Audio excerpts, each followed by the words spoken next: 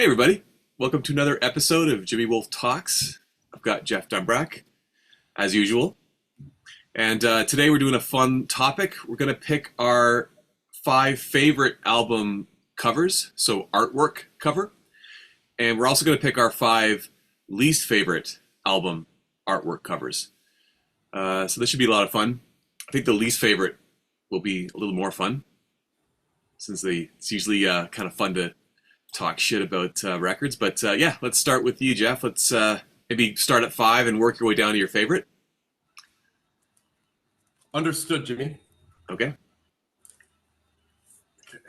I brought some visual aids with me. Amazing.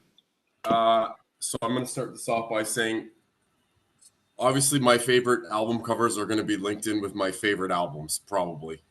But I tried to not do that this time because, it's no secret. Everyone knows I love Oasis. Right? I can't make every topic definitely maybe, right? So yeah. I made a conscious effort to choose things that to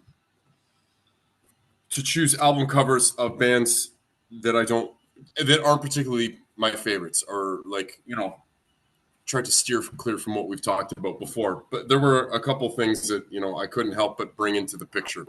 So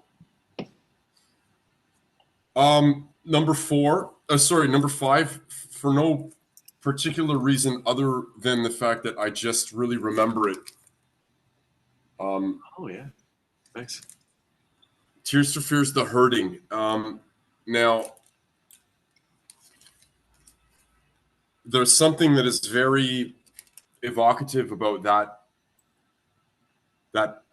cover, and I've remembered it since I was a little boy. I was probably that boy's age when this album came out. I think it was 83 or 82, something like that. Well, I would have been 4 or 5. So I didn't really know it at the time, but I mean, it's just, it is a very clear picture of it's striking. The album's called The Hurting. It's about a boy. You don't know whether he's in duress or whether he's just sad, but he's covering his face. And I just find it very evocative.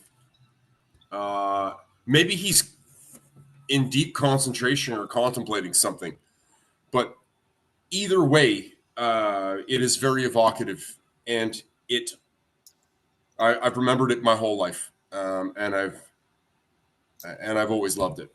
So that would be number 5. Number 4 would be Fear of a Black Planet. Okay, yeah. Good one. Now, Public Enemy had the coolest logo ever. With it looks like a Black Panther with a target on it, and the Black Panther's holding a rifle, but with a target on him. I always thought that was really cool. But the fact that it's projected onto a black moon that is kind of eclipsing the Earth as well, I always love this. I found this album when I was a teenager. I think I was 14. But just masterful artwork. I love how the script is going back, like the Star Wars writing at the beginning of the movies. It's just striking, and I remember it jumped off the shelf. Number 4, Amazing, great album too.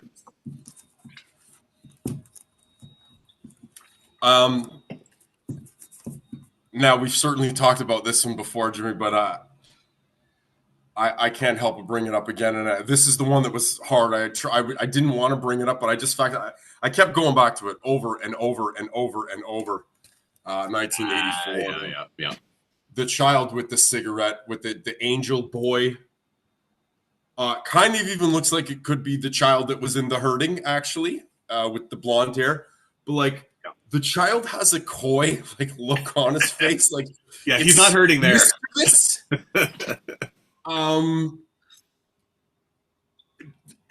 The hair is slick.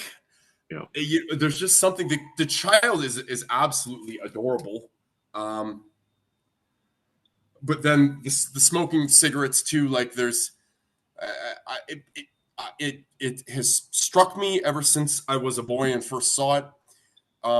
I was very anti-smoking, although now I'm a cigarette addict for sure. I'm gonna be an addict the rest of my life, and I think it promotes an awful, like, obviously the less children see of cigarettes, the better. Yeah. But there is something just special about this album cover, and I have no idea where they got it, where the image is from, who decided. Well, obviously Eddie Van Halen decided they were going to use it. Let's be fair here. But yeah, just masterful.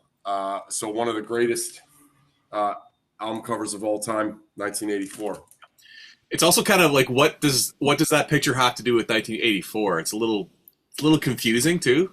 But I mean, it's a futuristic kid, I guess. I don't know.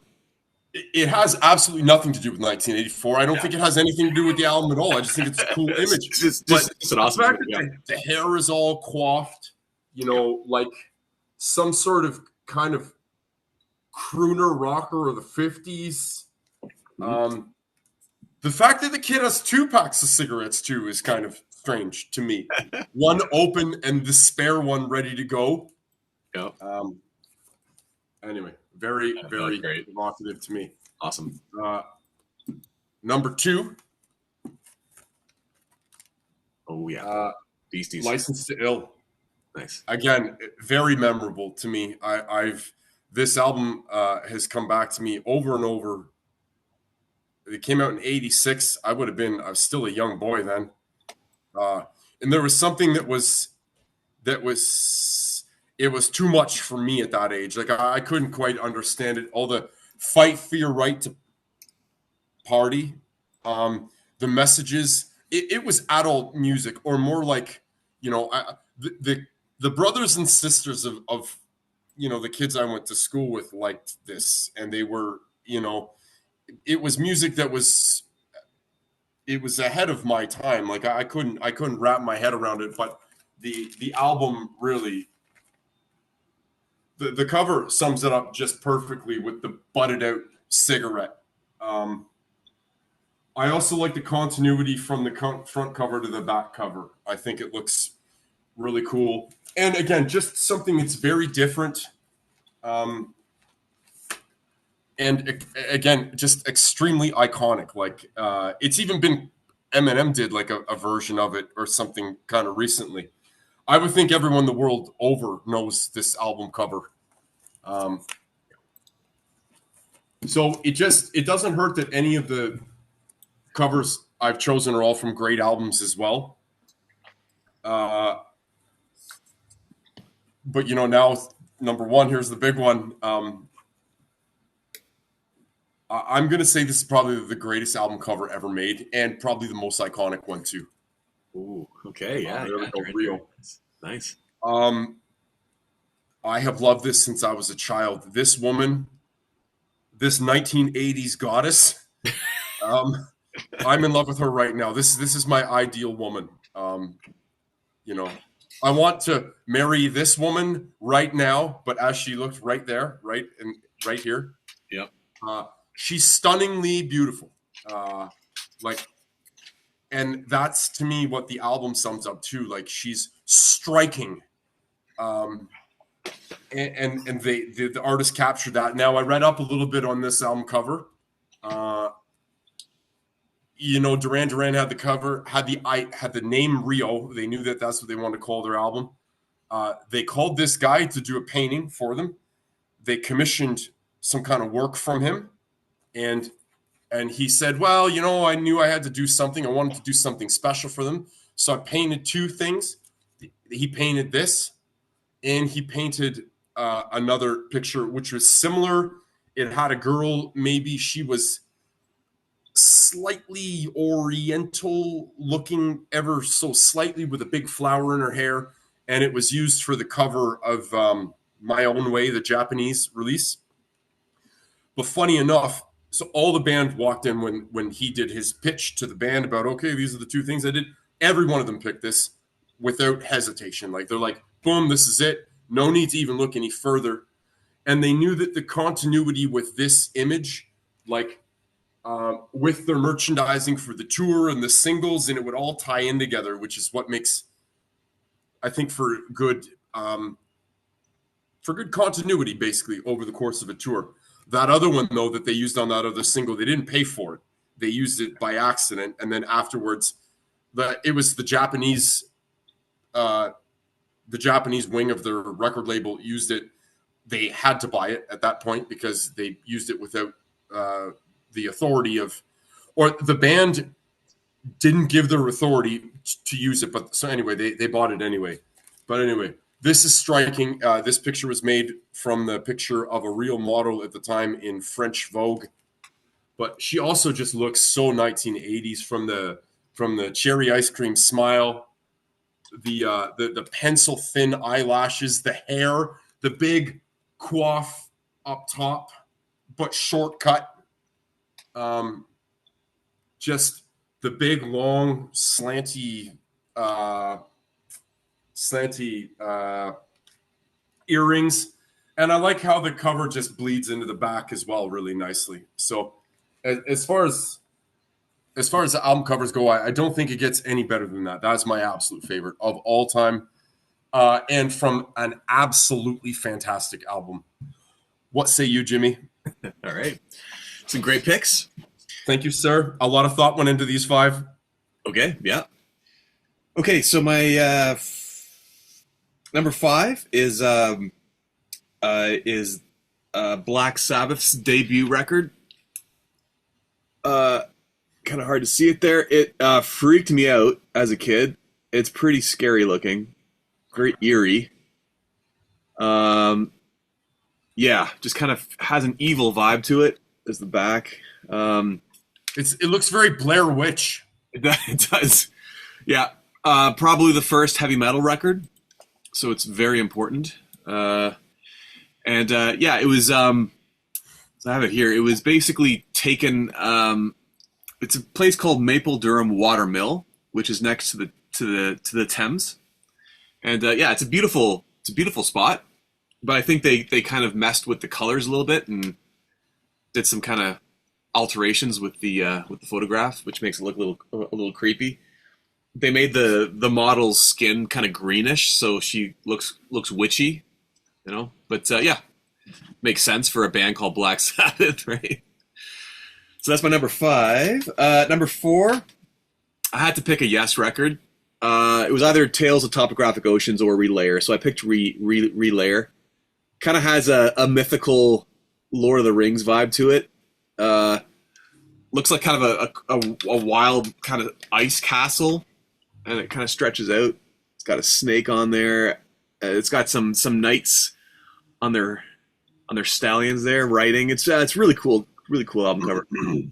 Very mythical, very prog rock, right? Like it's got to be a prog rock album, and it's probably Yes's most progressive record. So that's my number 4. Number 3, I'm going to go with Miles Davis's Bitches Brew. Probably one of the first fusion records. Yeah, it's pretty cool. Yeah, wild record. Hard to get into. It's weird, but it's extremely important. And I mean, the amount of amazing players on this record it's just stunning. So yeah, just a beautiful artwork there. Number 2, I don't have a CD for some reason, but it's Metallica's And Justice for All. Ooh.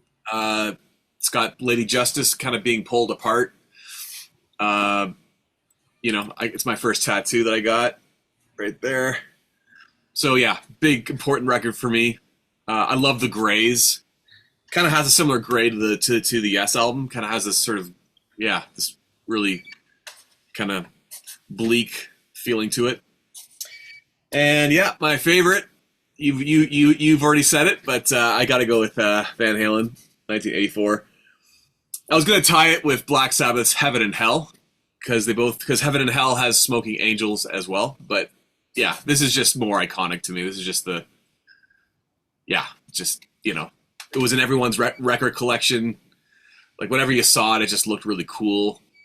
Kind of, and it had this future. I mean, I guess that is the relation to 1984. It had this futuristic feeling to it, like like in you've never seen. You don't usually see pictures of angels smoking, right? So it has this modern feel to it. It has this kind of sleek, like I guess just the light colors kind of feel like it's this slick kind of modern looking thing, and obviously I also have to say, Jimmy, to add to what you're saying too with the slickness, like, is it a real picture or is it drawn? You know what I mean? Like, I can't yeah. really tell. Did they soften up an actual picture of a boy that they took and then just drew the wings after, or was it an entirely fabricated thing that somebody just drew? You know?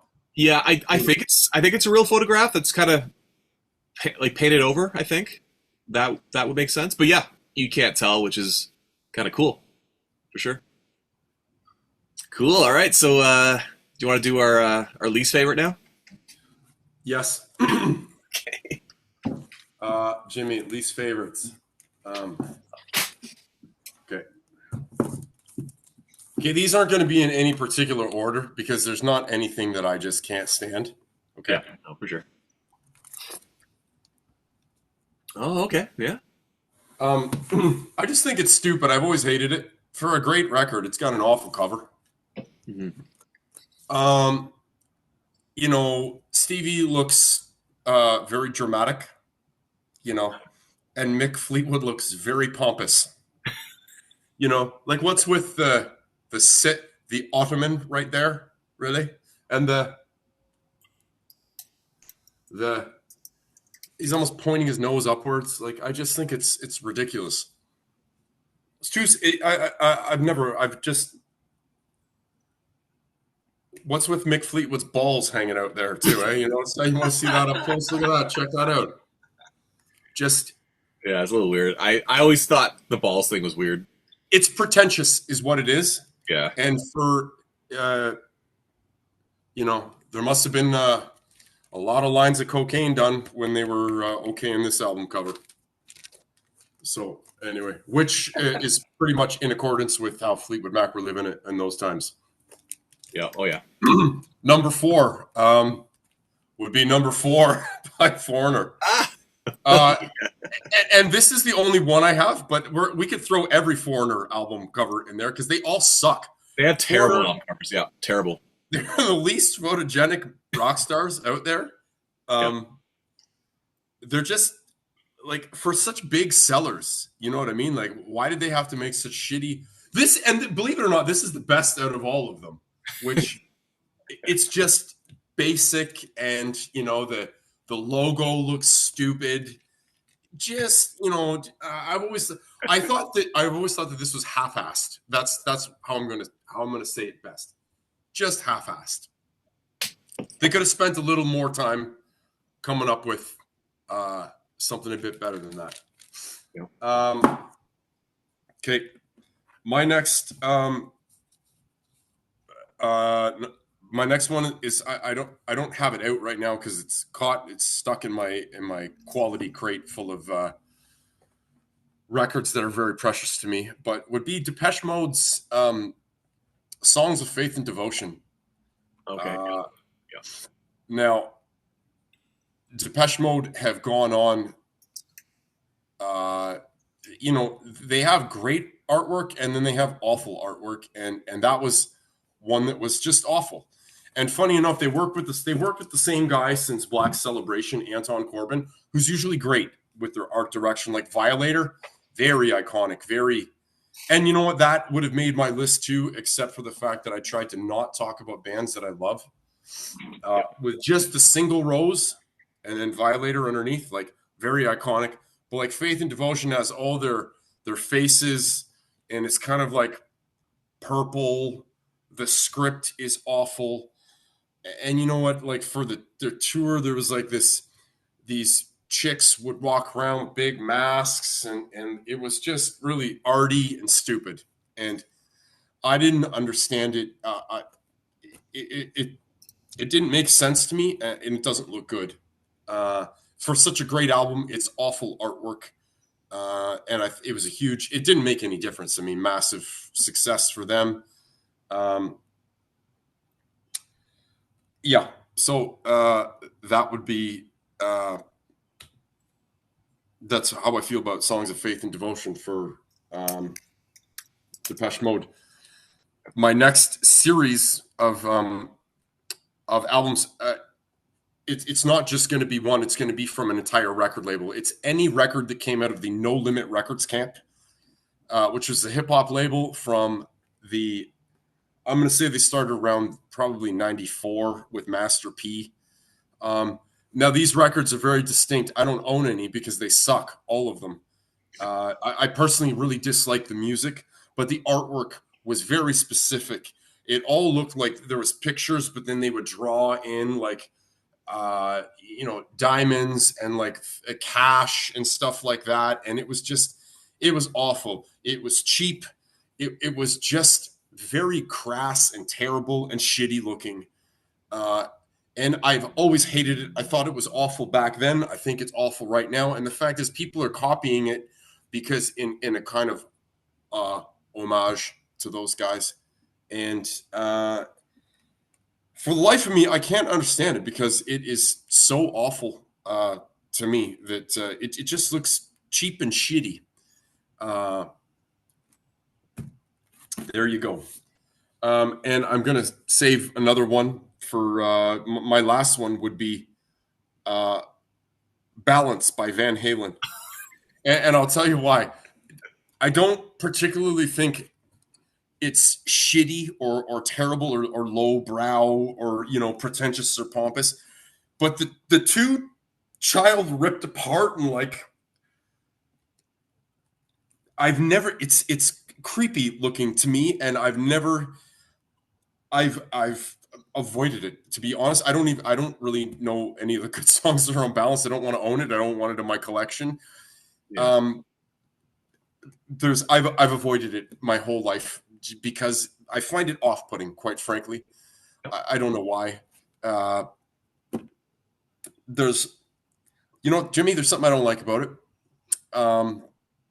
And I've never bought it, but that one really just sticks out in my brain. I remember seeing it. When did it come out? 94? Yeah. I remember seeing it at the record store and being like, ew. Yeah. I don't want to go anywhere near that. So anyway, there's it's definitely off-putting for sure. Yeah. There's something that very off-putting, and to the point where even to this day, even as much as I like Van Halen, it's put me off of buying that record. But also, we can pretty much say that OU 812 is pretty crappy too. Just their faces, that's bad. Crappy.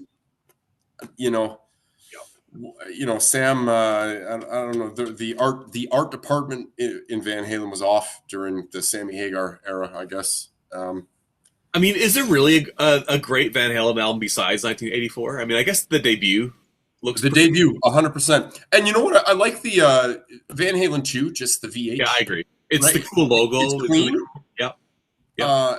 And I've also always liked a band whose logo, like they get it right on round one, and then they keep it going throughout their career. Like they may update it a bit, change the colors.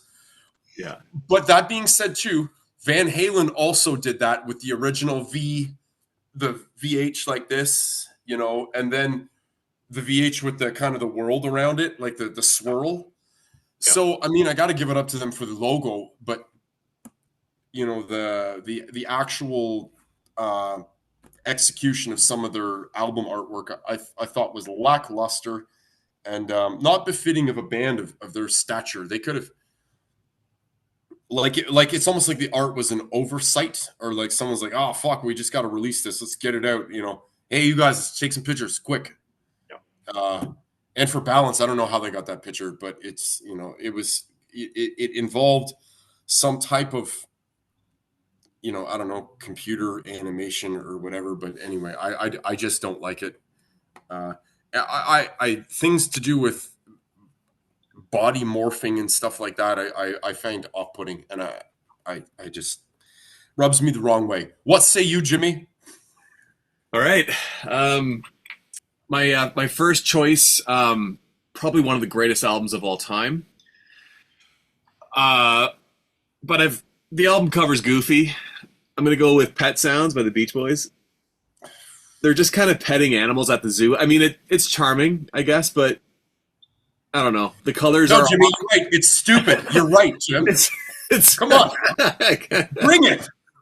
It's just like we never talked anything bad about this record because it is perfect, but yeah, the album cover is, you kind of have to just be honest, right? This is a bad album cover. Man, that album cover sucks. It's bad, but probably my favorite album of all time, probably the best album of all time. Arguably, right? That's a strong statement, Jimmy. Yeah.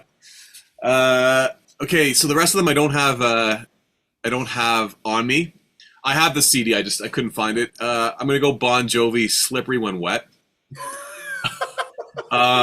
So they had I think their first cover was this was a model with a wet shirt on. I like that way better.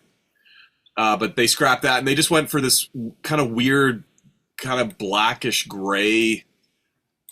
Like it looks like it's kind of written on a windshield or a window. Logo's pink. It's awful. It doesn't stick out. Doesn't stand out. I think probably the logo is the best thing about it because I guess if you're flipping through the records, you would see that pink logo that would catch your attention because you recognize the Bon Jovi logo. But for an album that sold multiple millions of copies, it's just you'd think they'd. It wasn't because of the album cover. Let's just say that. Okay. Okay, my number. Okay, these ones are so goofy. Okay, I'm gonna go. You might have to look this one up. So it's Mark Farmer from Grand Funk Railroad, his debut record from 1977. Just type in Mark Farmer 1977. He's riding a horse and he's shirtless. It's pretty silly. That's really all I can say about it. Okay, my next pick, I'm gonna go with Orleans, an amazing yacht rock band. But yeah, if you look up this album, it's called Waking and Dreaming. I've seen this album on lists of the worst albums of all time, album covers of all time, and I don't really have to explain it to you. It's pretty bad. Deservedly so. And my least favorite album cover. I love this album. I love this artist. It's Prince, and it's Prince's self-titled 1979 second record. Yeah, I don't need to see Prince topless. Love Sexy is pretty horrendous as well, but just I had to go with this one. Yeah, Prince. I like Prince better with the shirt on. That's very true, Jimmy. I just remembered one for honorable mention that I need to get this one off my chest. Now I know nothing about this band, okay, but the album cover is very, very memorable to me. Do you know the group Ween? Ween? Oh, Chocolate and Cheese. It's one with some tits on the cover, and it's got a chick with like a half riding shirt. You just see under boob. I'll tell you, I know nothing about that group, but that record jumps off a record shelf because every time I see it, I got to take a very close look. Now, I've never bought That's a great album cover. But I'll tell you, you put a pair of perfect tits on a record cover. We were discussing it earlier, the Black Crowes, Amorica. Yeah, Amorica is a great album cover as well. Yeah, jumps off the shelf. Yeah, especially being a real basic, meat and potatoes guys like ourselves. We enjoy those album covers. We're salt of the earth, working class gentlemen, right? Yeah.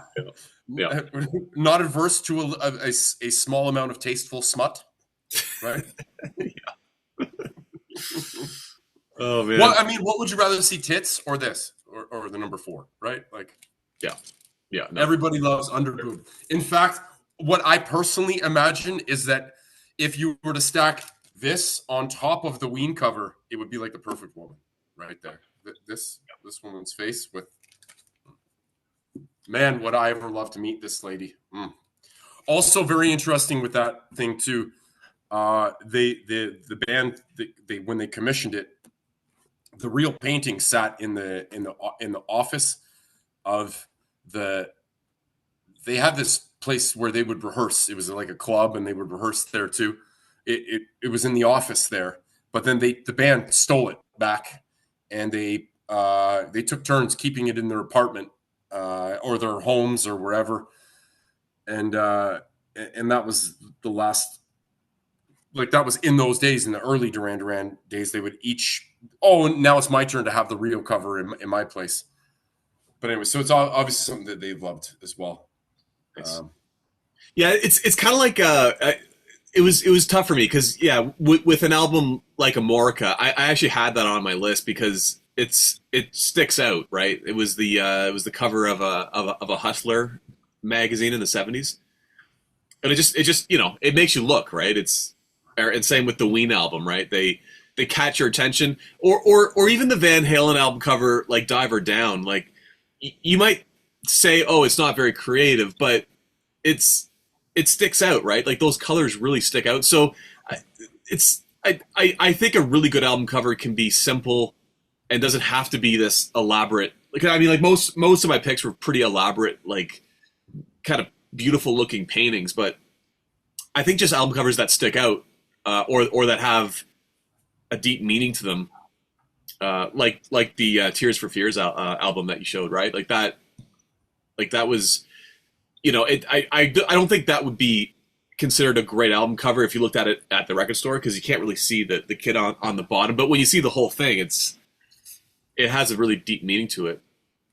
I think also like YouTube Boy. I was just thinking that too. Yeah, for sure. And War. Mm-hmm. So those to me, that's the difference between.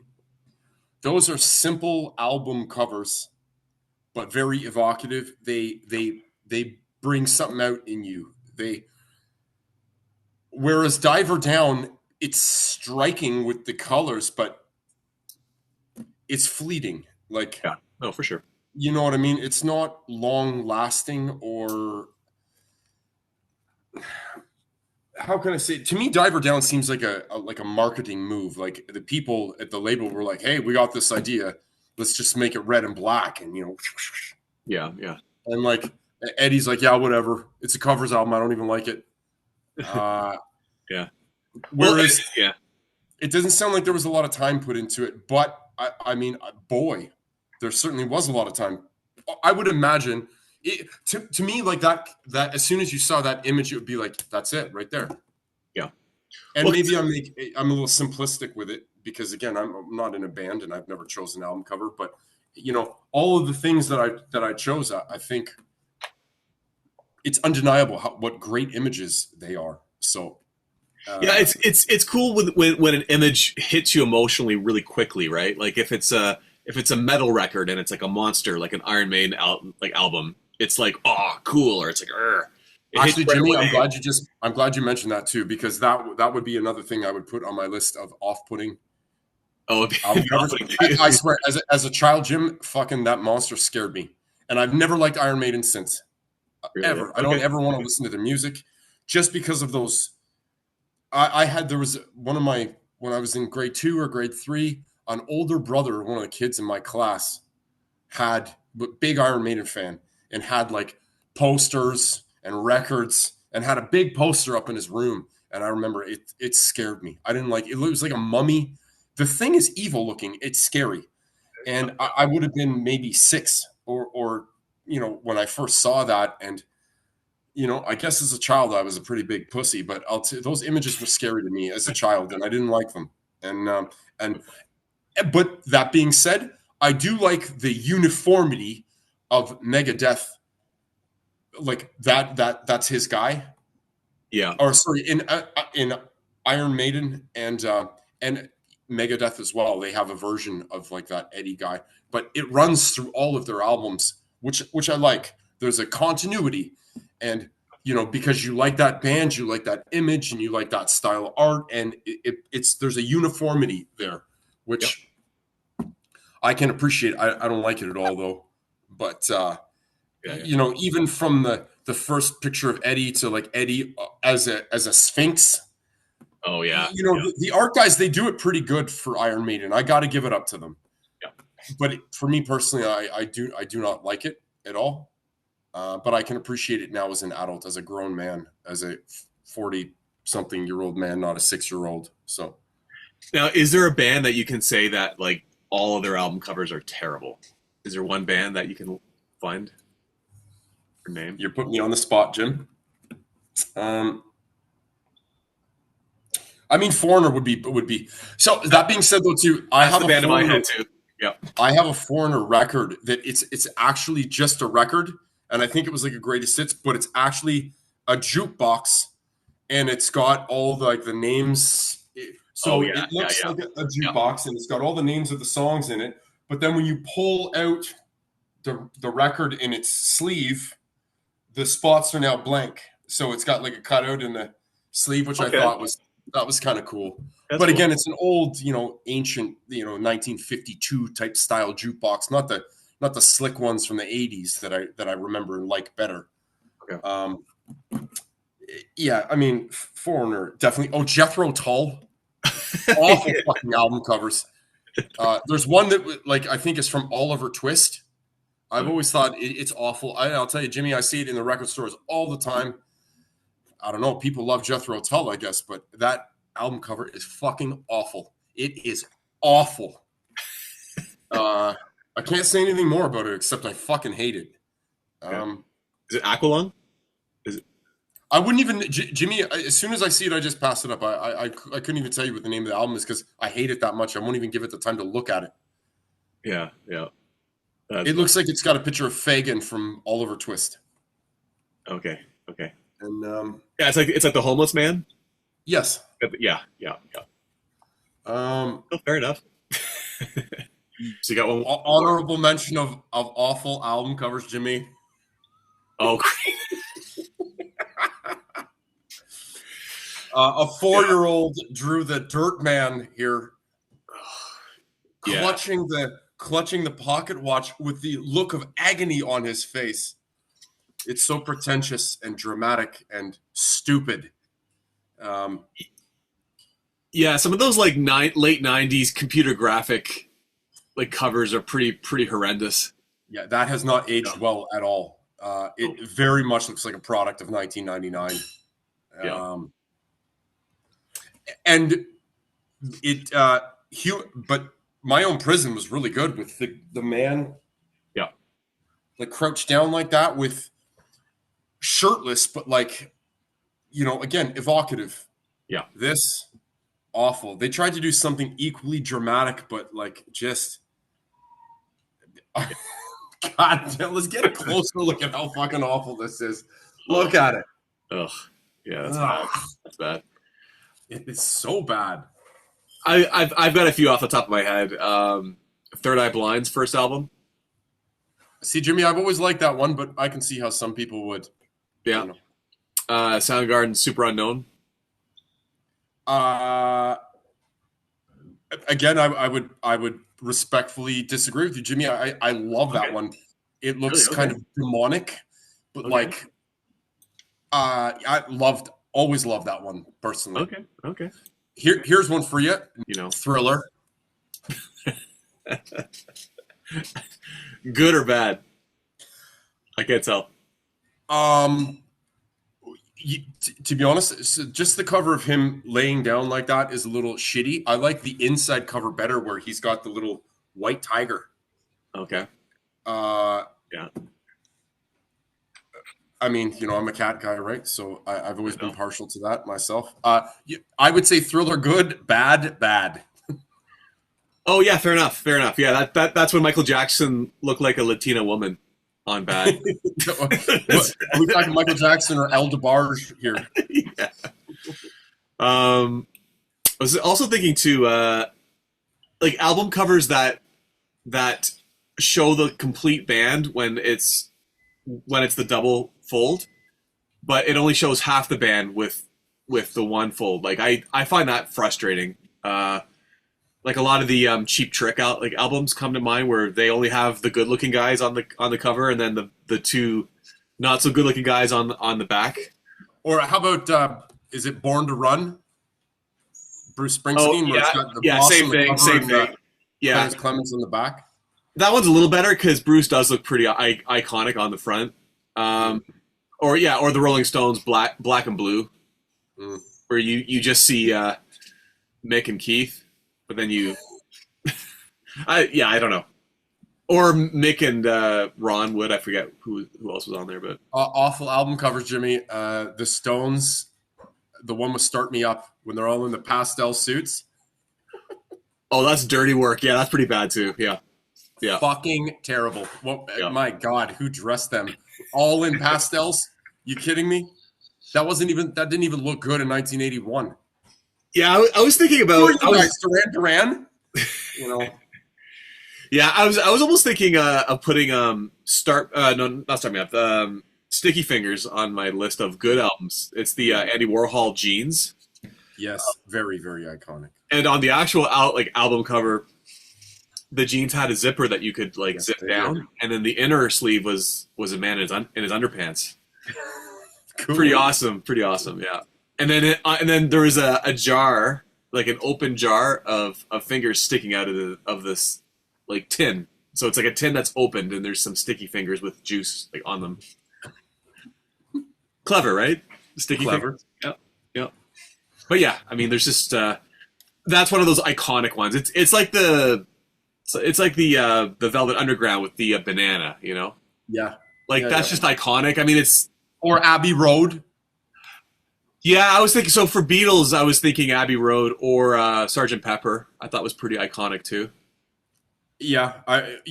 Let's be honest, all the Beatles albums were iconic. Even Rubber Soul. Even though I don't like that. That's stupid. Yeah. Big type... Yep. Yellow Submarine type script. Yeah. I mean, Abbey Road would probably be the most iconic. Just the four guys walking across the street. That's just... And the old man in the background. Oh, I don't... There's an old man in the background. I think he's in the upper left corner on the sidewalk. Oh, okay. But anyway, yeah, very iconic. I don't know. I tried to recreate my own Abbey Road picture, and... the street looks a lot different nowadays than it did in the 60s. But, yeah. That was a very comprehensive list, Jimmy. That was great. Yeah, no, that was... We could have done our top 20, good and bad, from what we've come up with. Yeah, and this one went pretty fast, so we probably could have done more, but yeah. I'll be honest, I had a hard time coming up with 5, because... yeah. But, of course, now that we get going, of course, I can come up with 1,000 of them. Oh, for sure. Well, it forces you to self-edit. Yes, it does. Okay, this was also on my list. Speaking of Def Leppard, my favorite Def Leppard album is the first one. On Through the Night. Yeah. The truck and the Les Paul on the back of the truck. Yeah. That's my favorite Def Leppard album. I love it. Actually, you know what? Love it. Let's be honest, Jimmy. Def Leppard has some really good album covers. Through the Night. I like High and Dry. High and Dry's good. Yeah. Romania. I like Retroactive. And that was one that was going to be on my list too. The one with it looks like the skull, but it's the lady looking in the mirror, putting her makeup on and putting her jewels on or whatever. Yeah, that's cool. It's cool. I like the simplicity of Euphoria. Yep. Have Def Leppard had a shitty album cover? Maybe X or Slang. Slang was Slang was bad. Yeah. Okay, so Slang and X, but the rest is great. Yeah. Slang and X. Yeah. But very comprehensive list, Jim. Again, we killed it again, as usual. Oh, we always kill it. I mean, it's just what we do with music, right? We just that's what we do with our opinions.